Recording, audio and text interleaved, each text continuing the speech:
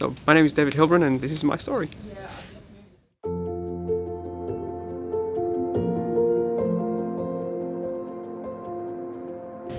Life as a kid. I grew up in Colombia in South America from immigrant parents. So from my dad's family were German Jews and my mum's family is from Spain.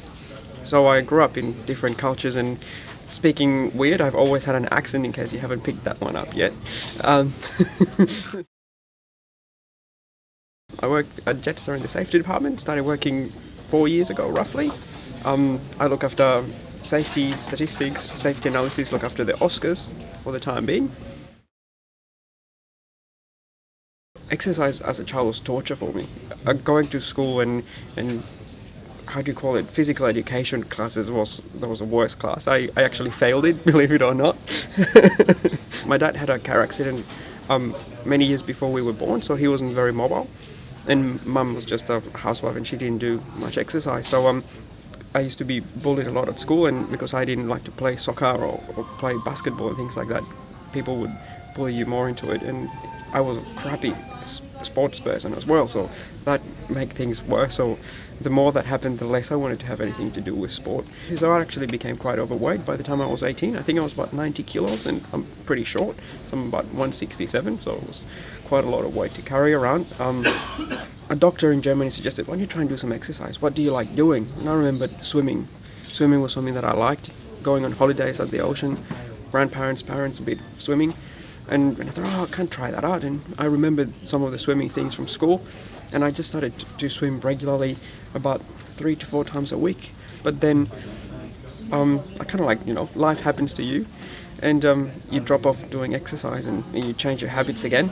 And I got really busy at work and I just let that side of things drop. About a year ago, it's coming up to that. I went to the doctor and the doctor tested my blood pressure and it was through the roof. And I also remembered my great-grandfather died at exactly my age from a stroke because he had uncontrolled high blood pressure. And I thought, you need to listen to your body. You've derailed your life to such a point by just working and going home and eating and not doing anything else outside that.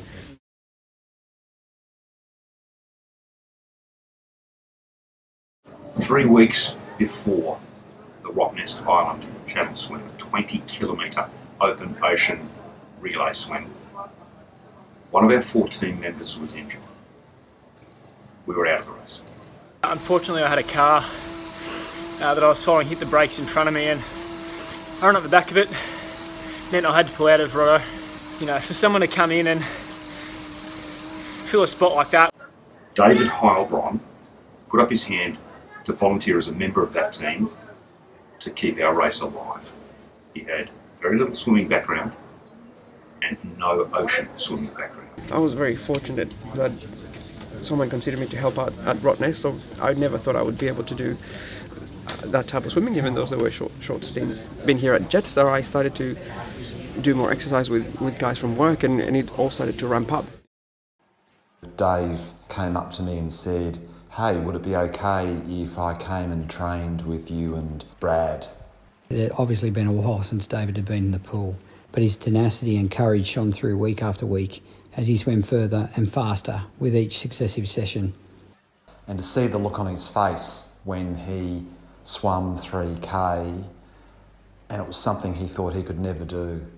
I couldn't believe I was going to be able to swim 3 kilometres, which the first time I did it, I was absolutely blown away with it. I thought,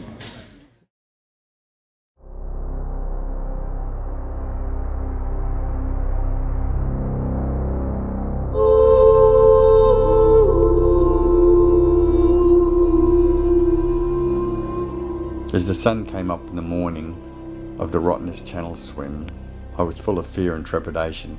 Here I was undertaking this iconic ocean swim, full of dangers and inherent difficulties, with 3 relative strangers.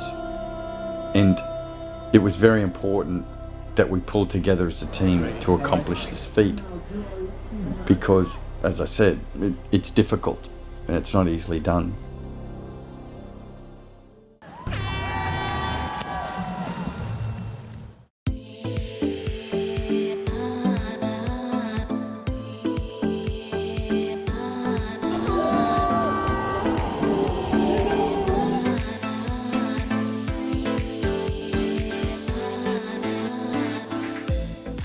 Welcome from the Rottnest Channel. Morning, everyone. We are underway. 5K, almost a quarter way through the race. Three of us were relatively seasoned swimmers. One, our team leader, the Colonel, was a seasoned ocean swimmer. Get the toe in. Whew. David preceded me in the swim, so each time I had to dive in, go out and tag him and start my swim. Beautiful work. It was actually in that little tagging of David and then starting my swim that I probably found the most satisfaction, or I don't even know how to achieve it, or the bond. You know, he'd look at me and I'd look at him, and I could see how proud he was at what he was doing, and you know, and also myself, and it just brought home to me, and it made me, it spurred me to do my little stint, which I needed. Go, Rick! He just showed his enthusiasm, his spirit to pull people in, to have a towel ready when they're there, to get them hydrated, to do all those sorts of things, and just the encouraging words and the little conversations and everything along the way. It just made the day go very smoothly. For the last kilometre, we all jumped into the water and swam together, and to get to the end and all embrace and then go through the finish line, it was amazing. And David in particular, for me, was such a big part of that day and as to what we achieved, and I thank him for that. Having some people wanting to include you and come along and be part of a team, it's quite a humbling experience, and feeling that people want to spend time with you. David, Nick, Peter, Dave, Rick, James. Opens up so much things in your mind, and then you realise how much you can share with these people, how much you can give to other people, and by doing exercise you all can share support with each other. Thinking that whatever you believe with all your heart that you can do, and you actually do it, it gives you more encouragement to do the next thing and the next thing, and it starts to transcend beyond sport.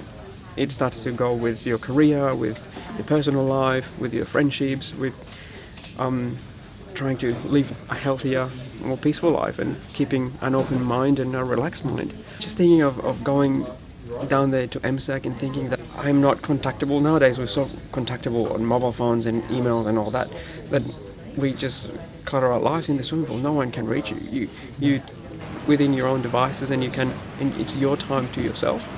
Any worry or any stress that you have, you can just let go. I find you're just swimming, you become one with the water, and you just feel that water surrounding you and sharing that bit of nature. Whatever you set your mind to do, you'll be able to achieve it as long as you put the energy and the effort to it. And at times you will think that you can't make it, but if you push forward, you'll make it through. And once you've achieved what you set your heart to do, you'll be very satisfied, and it will be well worth your while.